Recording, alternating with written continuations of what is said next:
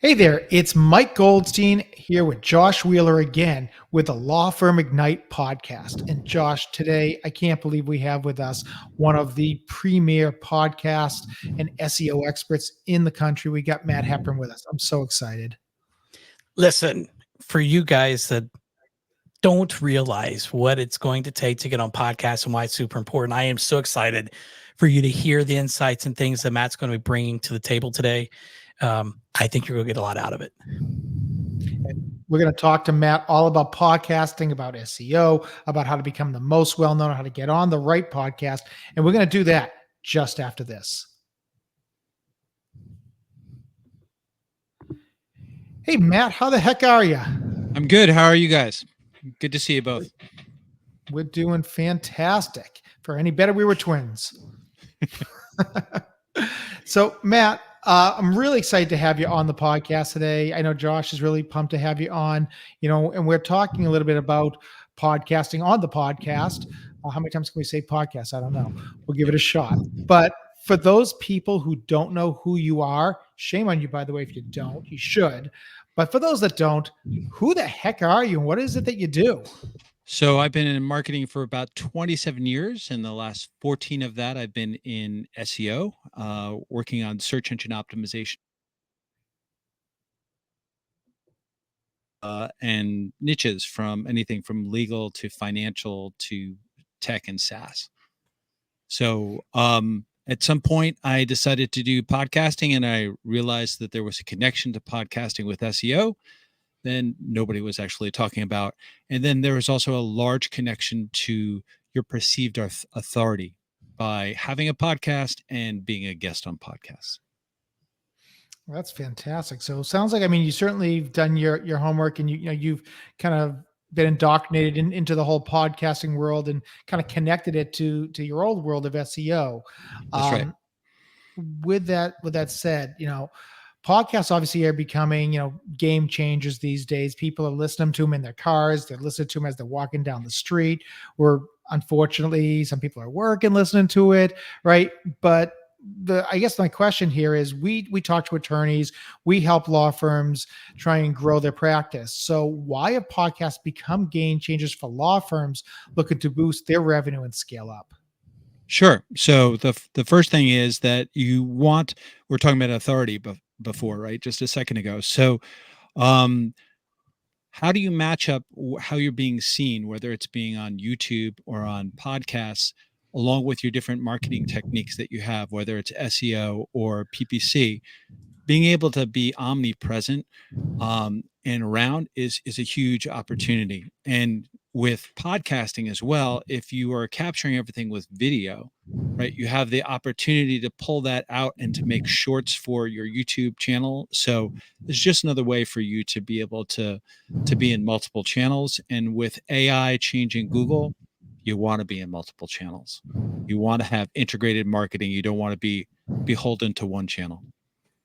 Sure. So obviously podcasts are kind of opening up the door just to giving you more types of media, more ways to be known, to be seen, to be heard.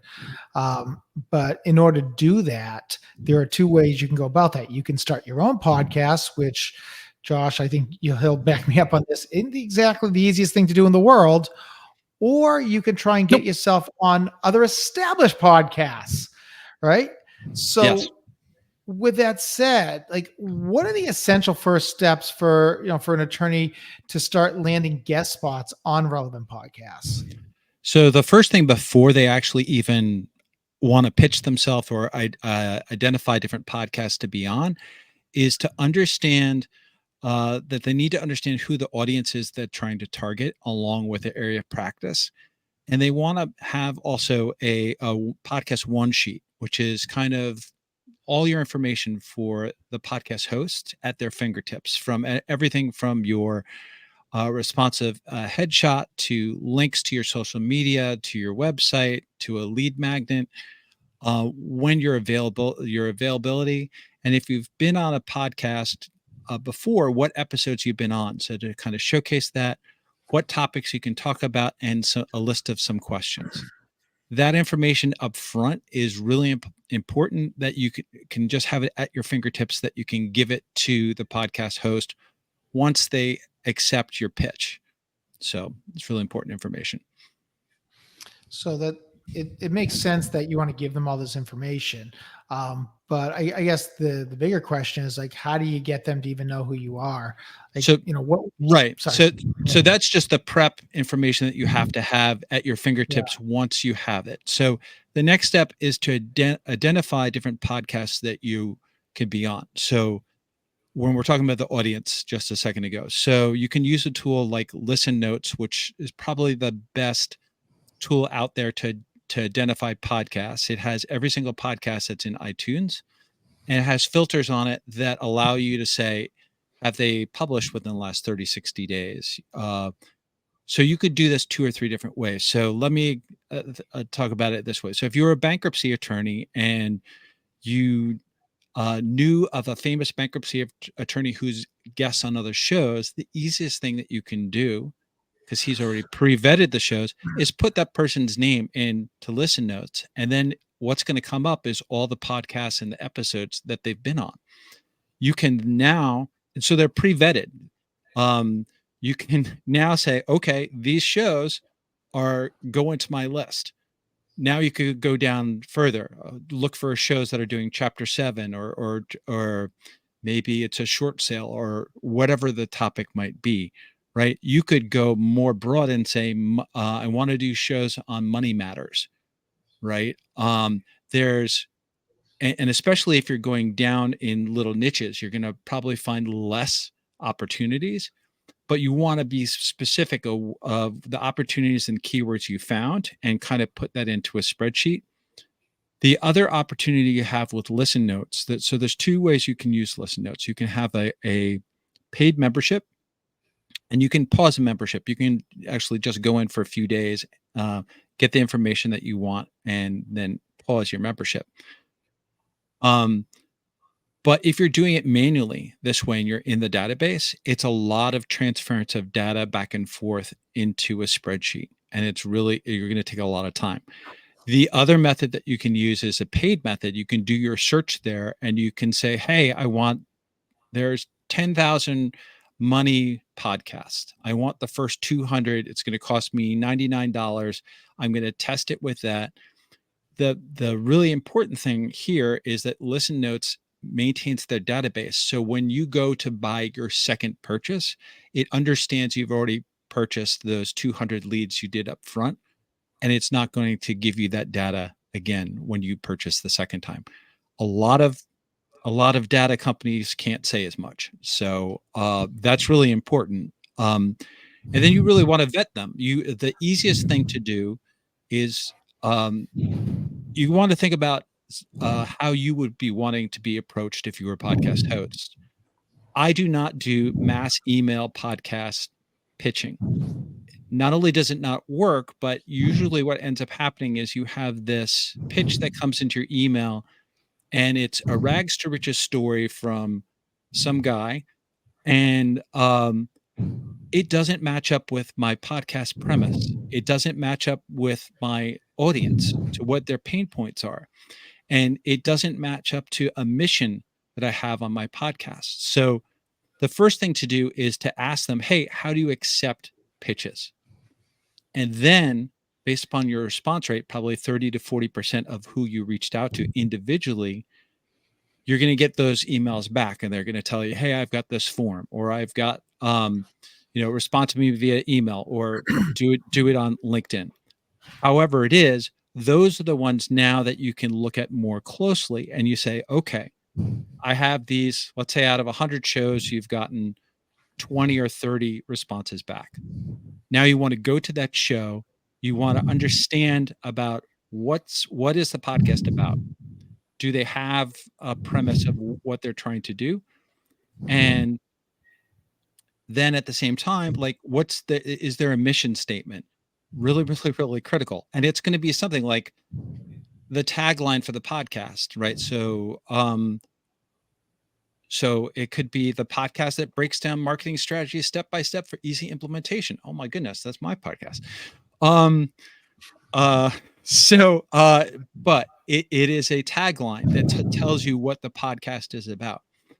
Now, they may have a mission statement of or an avatar of who they are helping, right? So that can align you better as to, does this audience match who our target audience is? And those are really, really important things. Now you're going to look at the podcast and you're going to say, when was the last time they published? Do they link back to their guests? Do they have guests? And from that information, if that's all well and good, you're also going to have an email address. That's the one beauty about Listen Notes. You'll have an email address. So it's the email address that's associated with the RSS feed, which is the feed that, or it's basically a little coded feed that is distributed through all the different podcast aggregators from the podcast media host. Going in the weeds there, but that's the email that's associated there. So it doesn't necessarily mean it's going to be the best email.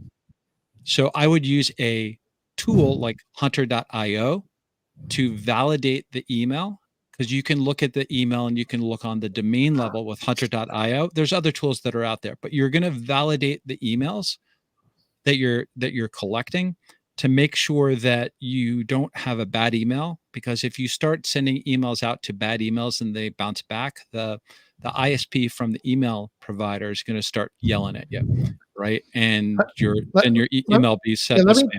Yeah. let me just stop you there for a second. Let me ask you this. So one of the things I think that I've found is people are more likely to engage in messaging rather than in emails. Do you find that? I mean, if you're using Listen Notes and you're probably going to get, you can probably get LinkedIn information or get maybe a Facebook page. Is it better to reach out in that type of capacity versus email, or is email more the preferred best practice? So I've done both, and most tools like hunter.io and stuff like that are also going to double check against social URLs, right? Mhm. And so that you can see if that is, it's really about, is it a valid email? Um, I've I've had success with LinkedIn, and I've sometimes, right? But I don't think it hurts. One thing that it will not hurt is if you have the LinkedIn, is to connect with them and reach out to them on LinkedIn at the same time, also as doing the email, saying, "Hey, I submitted information for the pitch once, um, or I want to know how to pitch, right? Either Yeah. way." That's really the main thing is to get an answer back from them. Once you have an answer from them, that 30 to 40% out of your list, then you want to kind of prioritize um, what's going to be the best thing for your audience. There are metrics there that basically are saying, hey, it's in the top 5% or not. I would say the beauty of being on a podcast, once you do get a pitch sent over, is that you have an audience that's wrapped. This is the beauty of podcasting. The And being on somebody else's podcast, they have a dedicated audience that loves them and trusts them, and some of that trust is going immediately to you because you've been invited as a guest. So that means you've been pre-vetted, they trust you. And the key thing to be on a podcast is you're there to educate. You're not there to sell your services. You're not there to talk about your Yeah. business unless you're invited to. Usually that happens at the end of the podcast. They're going to say, "Hey, how can they reach you, or how can they get in touch with you?" Or the next thing that would be fantastic for your audience is if you had a lead magnet that's relevant to the topic that you're going to talk about, that you can kind of lead into with the host saying, "Hey, if you guys stay to the end, there's a Matt's actually giving you this lead magnet to download, or we have a related, you know, resource to give you, right, Yeah. on this." Um, and that's something that if they want to read more in depth, if they can have those resources, whether it's something that they can download as a cheat sheet, um, or a law firm, you're going to try to think about it in a different way. So if they're, let's put it in the guise of a DUI attorney, right? So how about a list of what to say or not to say if you're pulled over for DUI? And you can download this part and you can even laminate it and put it in your wallet or put it in your glove compartment. So that would be kind of what a lead magnet for an attorney could use, or it could be, Yeah. you think about a criminal attorney of what to say if you're pulled over, or personal injury, of why not to take the first offer from the insurance company, why it's important to talk to Yeah. personal injury attorney first, right? Something just to remind them. It could be anything. So there's different tactics you could use for that. Um, but really now you're talking about pitching though. Once you actually Yeah. are, once we've actually gotten to the point where we've gotten the information and we're able to pitch the podcast host, what you want to do is you want to, like I said before, educate. So you want to educate the audience. So you have to identify, has your topic been talked about before in a different episode on his podcast? And if it has been, what spin can you put on it, or a unique type of insights that you have that haven't been talked about before? And I would just pitch one or two of these ideas, and it should really be tied to, as a lawyer, your main area of practice, right? And your overarching topics. That's Well, how I would use it. let Yeah. me ask you this though. Do you think, I mean, is it better to pitch about your expertise, or is it maybe better to pitch with some sort of anecdotal, hey, I was actually involved in this situation before. I think your listeners will really find a lot of value. It's actually kind of a funny story. Let me tell you about it. Like, does one way or the other kind of help you get past kind of that the gatekeeper kind of, well, we're getting pitched all the time by everybody. Like, I'm sure we got to do something to get noticed more so than just So the I'm an attorney, difference, right? yeah. So the average pitches out there are these rags to riches pitches that I get every week, and I have to kind of either respond back and forth if I choose to do that with that person who's usually a podcast booker who doesn't is not the best representative of that person. The best representative of that person for being on a podcast is that person, because they have their expertise that they can talk to. Literally, if they want to talk about a topic, they should develop 10 or plus questions for that pitch that say, hey, I really like to talk about this topic. I see that you've kind of talked about it, but I have this different perspective. Here are some different questions that I would suggest that you could use, and this is why I think this is important. And you just do two pitches like that, and you don't even have to add the questions, but you can just say the premise of why you think it's important, how it will connect with the audience, and ask, um, do you like that topic? Or I wouldn't never use a yes or no, you know, Sure. question about on whether it be available for booking or not. I'd rather pivot to, how does this topic work for you, right? And then have them have the potential of like, well, maybe that's a conflict with them and the podcast, and they're going to recommend another topic. But it's better than having a yes or no type of, hey, can you book me for that? Right. So Sure. that So, would, I would leave it open. Right. Right. all right.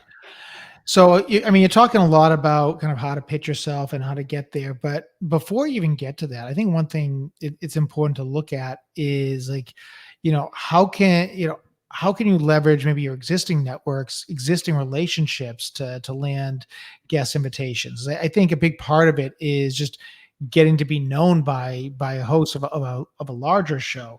Do you have any tips for like really how do you leverage that? How do you get in front of the right person? So if you have guests, I'm going to give you two different opportunities. So if, let's say you had your own podcast, and not every attorney is going to have their own podcast, but if they had a legal podcast and they interviewed a bunch of different people, and then one opportunity that you can do is, the people that you interviewed, if they've been on other podcasts, go look at the podcasts that they've been on, right? So and then pitch them, and then you have a mutual friendship with somebody who's already been on your show. right? And hey, I saw that this person's been on your show. Would love to talk to you about, and then you just go transition into the pitch. And that would be the one way to continue to do that. And you probably have a much stronger chance of actually landing that one because there's commonality there, right? So as long as the Sure. topic makes sense for the podcast. So that is now here's the thing too. If you have one reason to have a podcast is we were talking about larger shows versus smaller shows. Uh, you have to be comfortable being asked questions, right? You have to be comfortable either on camera or at least being recorded with audio. Um, and that can be a little overwhelming at first, even for people who go to court, can still, because Yeah. all of a sudden they're being recorded, right? Versus it just, so It's live when you're in front of a judge, you're just going off and you're chatting, and hey, you're on, one thing you might want to consider. It's different when and you are being recorded in court, but it's in text, right. it's different. Yeah. So being on a podcast or smaller podcasts first are great for understanding how you just need to respond and getting comfortable with recording and your voice and how far away you need to be from the microphone and nuances of your voice. How do you make your voice sound a little bit different so that it doesn't come across as a monotone and people don't fall asleep? Yeah. That's great advice. One thing that I would also think about is not just, how do you pitch it? How do you get on it? Because, you've given some great strategies and good kind of best practices. But once an attorney secures a guest spot on a podcast, what are some of the top strategies to maximize the exposure and to drive business growth from the opportunity of being on that podcast? So, okay. So to get the most exposure, what I would recommend is to not actually use LinkedIn like, hey, I've got my newest podcast episode live. That's what I used to do. And I learned that engagement with your audience, where your audience is on LinkedIn, is much better. So what does that mean? So if you have a company page and you're putting out a survey or you're putting information out, I'm trying to think of this in the eyes of a lawyer, right? So Any business owner, I mean, really, it doesn't any matter. business owner, but so it could be like key insights from that episode, right? And that what you've learned, and then you could even put it together as a survey to question people within LinkedIn on a LinkedIn page. It can draw people over to that. You can be in different communities on LinkedIn and talk to people and provide advice, but without having to be overly promotional. And then you can share your content when it's relevant. When you do something like a survey on LinkedIn, where you're bringing in key insights from an episode, then you could very gently say in the bottom of that, for more information, check out our episode here. Right. Sure. So it's not overtly saying, hey, we've got this brand new episode out. And honestly, what you're going to have from that is your friends and family going and listening there and your Sure. connections. What you're trying to do is you're trying to connect with new people that are within those communities on LinkedIn that you're getting engagement with, and to actually provide value and help to them. That's all we're trying to do with podcasting is provide value and help. And it's funny the way you say it. I think of like when you have a business page on Facebook, right? And you post something on, the only people who are going to see the post are those who have already engaged with it. That's And right. it's kind of the same thing where, maybe we want to get people who don't know me to hear what I have to say. So let's talk about proper etiquette. Like I'm a guest on your podcast. I want to promote the fact that I've been on your podcast. How do I go about doing that? Like, is it proper etiquette just to take the clip from your podcast and I'm going to put it on my social platforms, or maybe I'm even going to run maybe a reach out on Facebook with a clip on it, or throw it up on YouTube? I mean, what is considered appropriate, I guess, number one, and number two, what have you seen that's actually made a difference to get that visibility? Yeah, so that is wonderful when people actually share. It is actually pretty rare when you can have high profile guests on, and you can always ask for them to share or to add it to their website. Some guests do, but it's usually not something that you can be guaranteed that's going to happen, right? You especially ones that have large audiences. There's another thing here to think about that most people don't really tag into. Finding out whether that host has an email list. So if they have an email list, right, and they have an audience associated an email list that's associated with the podcast, part of the pitch can also be, hey, I'd love to be able to also be part of that email list um, in a broadcast email that you do, suggesting the podcast out, and then we can put the assets to that we're actually putting in there, the lead magnet and other blog posts that are relevant to this that we can link back into it. So That's a that, great idea. Yeah, yeah, I mean, and then you can actually distribute your material and your assets, right, very very much like a JV. right, Um, right. So so let, the larger yeah. the podcast, the more of those you're gonna get to. So Right. Have you ever been in a situation where like you've been on someone's podcast and they say, well, hey, here's the clip that you were on my podcast, or here's a piece. And then, you take that and then they give it to you and you run it. Maybe you might run a paid ad with it obviously I think you'd have to get permission to do that, but I imagine that might be a good way to expand the reach too. When you're leveraging somebody else's fame, even when it's on your dime.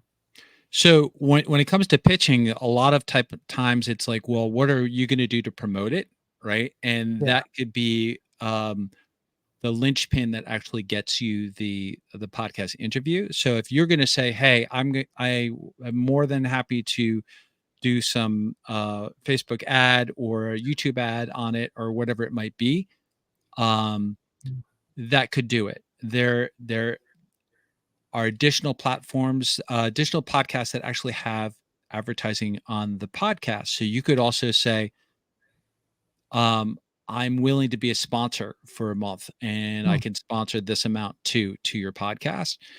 Um, what type of ad can we run on your podcast as a sponsor?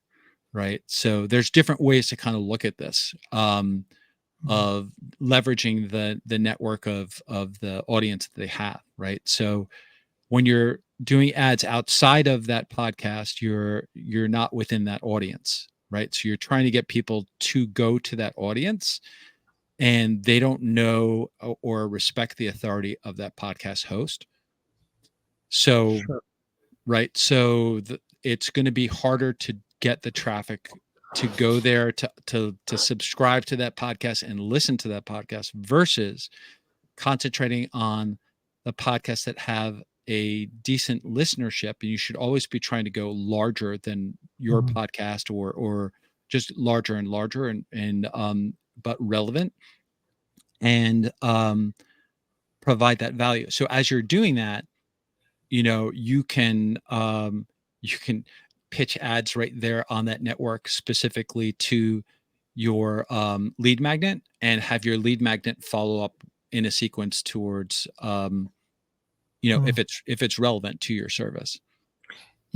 One thing that might be interesting to try is, and Josh, you and I have experimented with something called Lead Enforce, which is it's a program on Facebook that allows you to kind of scrape an audience of certain kinds. It might be an interesting way to retarget people who are actual audience members or who are listeners of a particular host, and then kind of they've already heard you once on it, so now it's kind of like it's not a cold audience to you.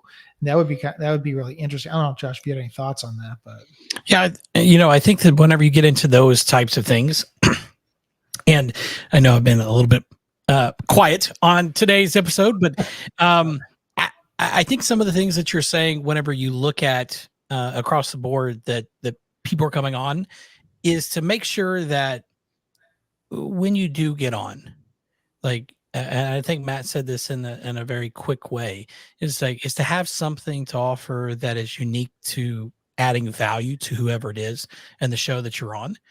So when we talk about lead magnets, that could be, a guide, that could be that type of thing.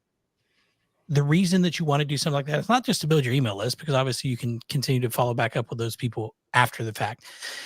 But even if they just go over to your site and you're repixeling them or retargeting them, when you look at something like Lead Enforce, that's going to be really good with certain applications, but you want to kind of build that into the mix across the board, right? It's like, so anything that you're doing, so you're maximizing what you get out of the time you spend doing these activities. Does that make sense? Yeah. I think so, quite a bit. And Matt, one thing that is also interesting would be, I know we had talked a little bit before we went on about how you can also leverage being on podcasts to benefit kind of how you are found on Google, how it even affects your local SEO, maybe even your map rankings, things to that extent. That helps promote your knowledge panel on Google if you actually have one, if you're big enough for one. I'd love if you could just touch on that just a little bit. I mean, I know our audience isn't super technical in terms of SEO, so we don't want to dive all the way in, but just kind of like, how can you use being a guest to actually improve the ability of someone finding you online? Sure. So the easiest way is with your Google Business Profile location pages that are associated with your offices on your website. So if you had the content there, think about actually that being the place where you actually have your lead magnet information. Maybe it's just a banner and an email capture there that they hit subscribe to. So what you could actually do, along with your other content, to of course rank that content locally.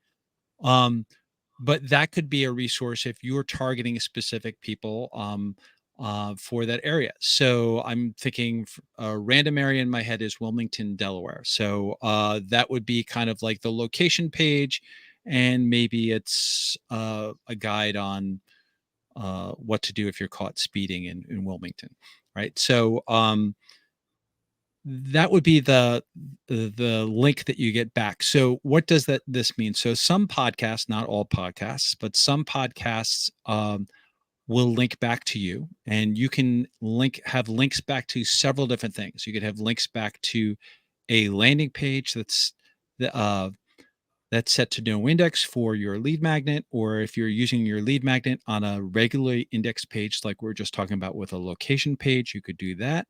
If you have blog posts that support this topic, you can have links over to the blog topics. And what does that give to you? So that gives you link authority or link juice from a referring domain, which is a ranking factor in Google. And it's going to help your local page rank if you're doing it to the location page. If the location page also has service pages that are linked off of that, it will also help those service pages. But that's the main goal, is to help the location for you showing up in Google Maps and in the local pack or 3-pack.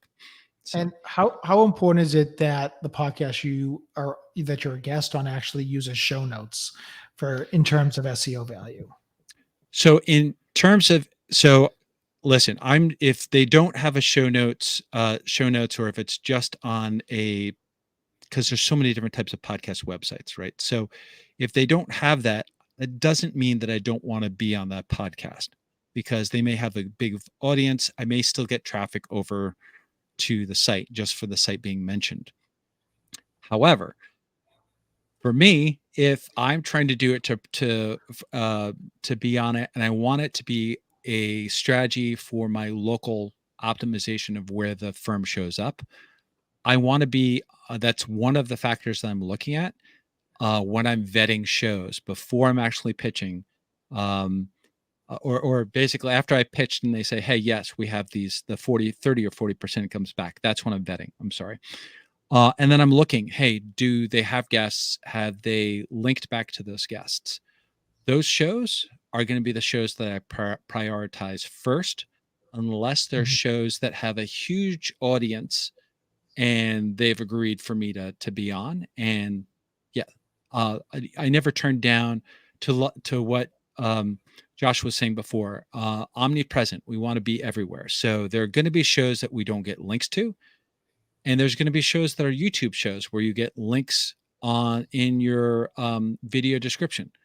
And by the way, you may have to do some work and after it goes live and say, "Hey, I'm sorry, guys, I didn't see my links that we have for the assets. Can you go in and edit that and make sure that they're there for the audience?" Right. So you want to double check that once it goes live. So Well, the good news is people in our audience are pretty assertive generally, yeah, and they're not shy about asking. That one of the things you always say in business, always be closing, always ask for the business. Not really a problem with attorneys, I got to say. So that's the good news there. But there. one thing, Matt, you've talked a lot about today is pitching, is what to look for, is all this stuff, and you're talking as if you're going to, as if you're an attorney, you're a business owner of any sort, and you're going to go out. Now, there's a lot of guys out there who will say, "Hey, we are going to be podcast brokers, and we're gonna find you the right podcast and match you." What's your opinion in terms of, and I know as someone who used to do this for people, are you better off going on your own and having that personal connection, or are you better off, especially if you're kind of a shyer person, hiring a brokerage firm to try and get you on there, and is even worth it? So it's funny that we're talking about this. So I tried doing this for other people, and I found that there's a disconnect. So there's a total disconnect when the emails aren't coming from the email domain, when somebody else is giving them, and there's a disconnect in the pitch period. Because for me, I have my own authority, and some of the authority I've built up is from actually having a podcast and interviewing people, right? For an attorney, it would be the cases they won and the different things that they've been on, and as they get into more podcasts, the the it's really really important, especially if you're getting onto law podcasts, right, that you can walk the walk or talk the talk. If you have somebody who's representing you who has no idea what to talk about in the legal sphere, it's really, it's not going to match up. So what you're going to have is you're going to waste a lot of time and a lot of money trying to do that, and then you're going to be discouraged that you don't have these interviews. And it's really not hard once you actually get responses back of saying, "Oh, this is how we accept pitches," to get booked on podcasts. But it's something that you have to do, or somebody on your team has to do, that knows you, knows your experience, and has some legal acumen that can actually talk about different topics of saying, "Oh, well, yeah, I'd like to come on and talk about med mal," or whatever it might be, right? So they need to be able to do that. And the and so if that's the topic, then what are the issues in med mal, right? And that's kind of what they're pitching, right? And so a podcast booking company can't do that for you. They don't have the experience, they don't have the knowledge. It truly has to come from your firm. So So what I'm hearing really is it's okay to have somebody, a PR firm out there to help you if they are niche specific, if they're in the industry, if they know the messaging. But it's much easier for you to make the case for yourself because you know what it is that you're going to talk about versus someone who's they're pitching an accountant one day, a pizza shop owner the next day, and there is just nothing in between there. so typically with these booking companies, they have one type of message that's kind of like they've written and they just blast that out, right? Mm. And it's not personalized. It's not specific to the podcast or the podcast premise or um, really what they're trying to, teach the podcast audience. Or what's their mission? So for me, it's really, really critical. And so when you're thinking about lawyers, like some of the podcasts they'd be on would be law podcasts. Some of them wouldn't. They'd like think about money podcasts that aren't law based. but are talking about how to manage your money, right? So you could have an estate planning um, lawyer on that easily, right? Mhm. Or elder law type of podcast guest on that for sure.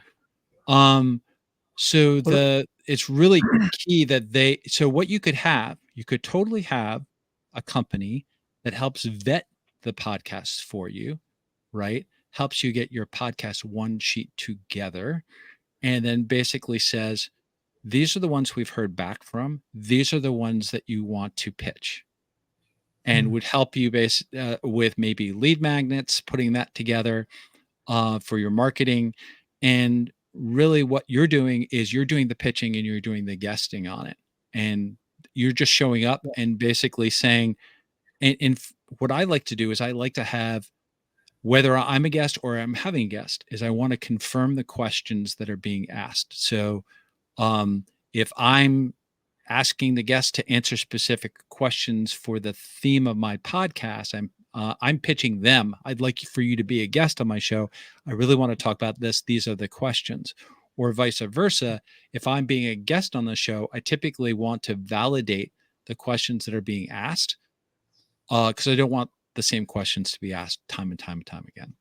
I guess we should have let you know we were going to ask you beforehand, huh? That's okay. It's okay. I think we know each other pretty well. So That's right. So, Matt, one last topic I just want to touch on, and I know we're coming up on time here, but when you're getting started, obviously it helps if you have been on other podcasts, and certainly more prominent podcasts that you're on makes it easier to get on other prominent ones. I know, for example, you had people like, without name dropping too many people, you had Lily Ray. I mean, who is one of the absolute gurus in the SEO world. mhm, You've had some real heavy hitters, and once you have one, it was a lot easier to get the next and the next and the next. this is So, true. with that said, what is your position, or what's your stance on buying your way onto bigger podcasts and just I paying, I sponsoring? I've never had to do it. I'm not ashamed to ask to be on podcasts. That's really what it comes down to, or to ask guests to Right. be on. I think the third or fourth guest I had on my podcast was Rand Fishkin, who is a huge Yeah. name when it comes to digital marketing. And I was very, very surprised that he agreed to do that. And I was able to interview him on his story about leaving Moz and forming SparkToro. And great Crazy. guy. But really, I'm like, I'm nobody compared to him. But I was very humbled. He was what we have to remember is these are people, right? These podcast hosts, and the audiences that are listening to them are people. So the more we can connect with the human Mm. within the podcast host and be relatable and drive value, that's why they're listening to this. If you Wow. stop giving them value along the way, they're going to drop listening to the show, listening or watching the podcast. So you have to give them value to be able to have them continue. Yeah. Yeah. Just remember, they might be people today. I can't say that's going to happen in a year. But the way that AI is going, the way that cloning is going, they may not be people, Yeah. but they're personable still. But the last thing, I just don't want to hurt the feelings of the AI, because good God, they'll follow me everywhere. So, Matt, in any case, listen, you have dropped some real knowledge bombs on us today. I mean, it has been fantastic, the stuff that you have shared, some of the strategies. I think there's a lot of little things that just people don't even think about, especially the fact, in terms of wanting to pitch yourself and not just relying and buying your way into someplace, because I think that's what a lot of people who are making six figures, they say, hey, well, I can throw a few bucks here, a few bucks there. Mhm. You're going to get a better result from what you've said. For those people who want to know a little bit more about Matt Hepburn, about Focus Media, Focus Visibility, I apologize. Where do they go to find you? How do they get in touch with you? So the easiest thing to do is go to focusvisibility.com. And I actually have two different blog posts that one is on creating podcast interview questions. The other one is the benefits of a podcast one sheet that I've shared with you. I'd love for the listeners to have that, because it's really going to give them the information of what they would need to include in a podcast one sheet, and then how to create podcast interview questions, and also like how to be a good podcast guest, I think, is in there as well. So we'll have some more that are coming very shortly. It's all around podcast guesting, and but yeah, these are really good resources for people if they're interested in starting to be the podcast journey. And hey, listeners, you just saw right then and there, Matt didn't talk to us about this before. That's how you push yourself right on the spot. You say, I've got a lead magnet. I think people want to have it. So, of course, when you come to our site, you're going to find the links to both of those. You're going to find them in the show notes. So, Matt, that was awesome. Thank you for being absolutely here. Thanks for that demonstration. That's a great way to show people exactly how to get it done. Well, it's really like, what value do your assets provide to the episode that you're on? So that's the key part to it. The questions and the assets have to be in line with the episode. Perfect. All right. And one last thing is, you do actually have your own podcast. You've talked about it a few times. I don't think you've actually mentioned where people find that podcast. Yes. So the Focus Visibility podcast is a podcast that is on the focusvisibility.com website. You can find it there. And it is a podcast for lawyers and for financial planners on how to actually break down marketing strategies so that they can be easily implemented on their sites. Implemented, please. Not implemented. Yeah. All righty. Tongue twister. Yeah. Well, Matt, again, thanks so much for coming on. This was fantastic. I don't want to speak for Josh here, but for myself, I found this really enlightening, and I'm sure our listeners did as well. All right, fantastic, guys. I'm sure I'll be talking to you soon, and love to have you guys on our podcast as well. So, well, I appreciate that, and we'll definitely take you up on that. So, for Josh Wheeler, for Matt Hepburn, this is Mike Goldstein. Thanks for joining us, and we'll see you next time.